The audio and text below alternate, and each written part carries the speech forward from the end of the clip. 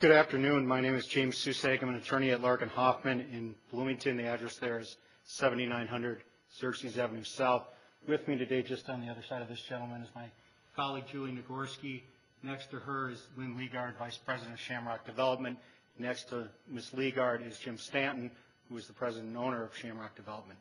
I'm here on behalf of Shamrock Development to speak to this proposal, Madam Chair and members of the committee.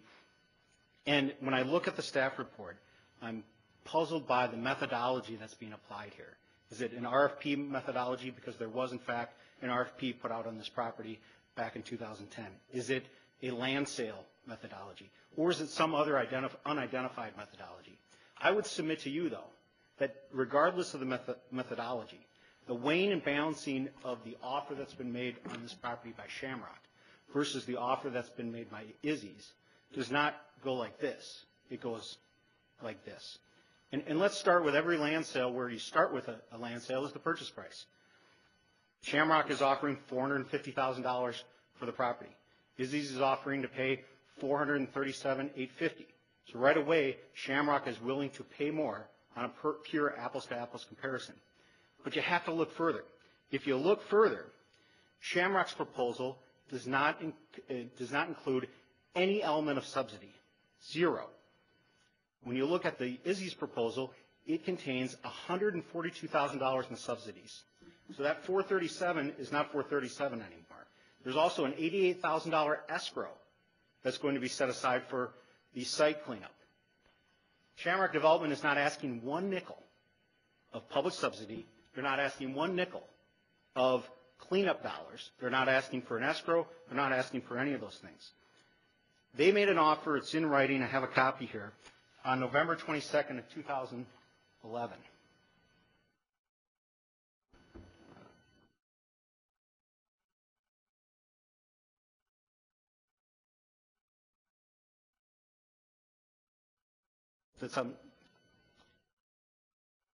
Yeah, it's fine, we can see it. Okay. Now, in the staff report that you have in front of you, it says, we received a letter November 22nd, 2011 from Shamrock offering to buy the property for $450,000 with several conditions. That's what the staff report says. What you have in front of you, though, is the property, the price, the financing, which is cash, a closing date, and the only contingency, which is a contingency of sale in every land sale in the state of Minnesota, which is marketable title. I don't know what the staff report is speaking of in terms of several conditions. There aren't any.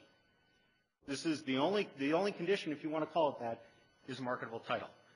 And Shamrock's prepared to follow through in that, just as it says in that letter. And it says in the staff report, well, Shamrock's too late. It says they've been working with Izzy's for several months in good faith, and the proposal comes too late. It's not too late. That's why we're here today. That's why we're here today having a public hearing to determine whether or not this should proceed. So it's not too late to proceed with Shamrock. In fact, that's what I'd like to talk about. If you look at the criteria in the RFP, there's criteria about price, obviously, and I've talked about this. But there's also things like the attainment of the development goals for the site. Shamrock's proposal for Park Vista is a $70 million condo facility, 150 units. The comparison between the two projects is simply not comparable.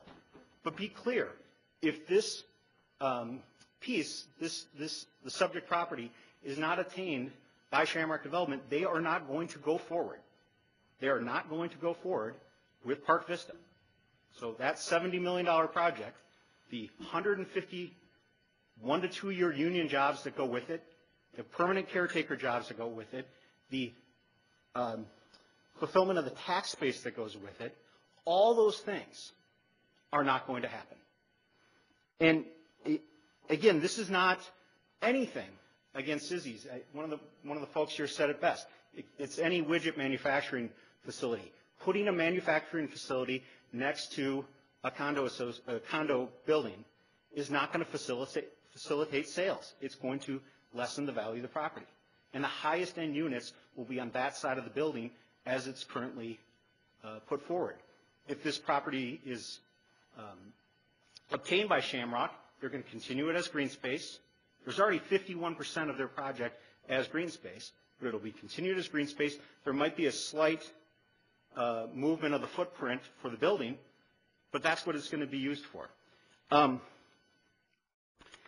In terms of some of the other proposals and the ideas in the RFP, including jobs under housing units, I said there's 150 union jobs that are going to be on site doing construction for the next 1 to 2 years if Park Vista goes forward.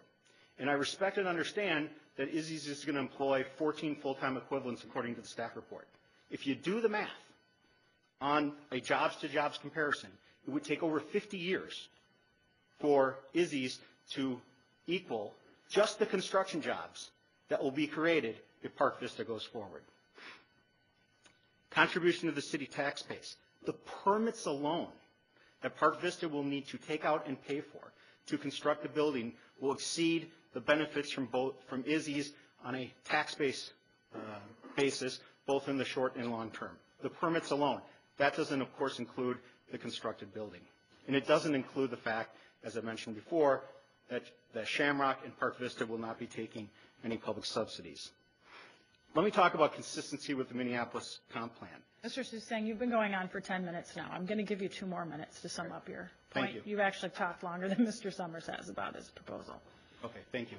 What's important to my client? Your client actually submitted a very lengthy legal analysis to everyone on the council and the public record, which we got at the end of the year and have had an opportunity to read. Right. Let me just mention that another person mentioned the idea that this is not consistent with the use. I admit that the zoning right now is proper. But if you look at the comp plan going forward and the goal of this council and the goal of the city to put more rooftops in downtown Minneapolis, I believe it was 35,000 more. Park Vista does that in great detail. In terms of financing, there's no issues with Shamrock's financing. The project readiness is ready to go. Public benefits from the project are numerous, including the increase in the tax base. And of course, there's no public subsidy that's required for Park Vista versus Izzy. And again, that negates, if you're looking at a land sale, and understand the city is not a private party who can judge and balance who they're going to sell property to. That's why we're having this public hearing.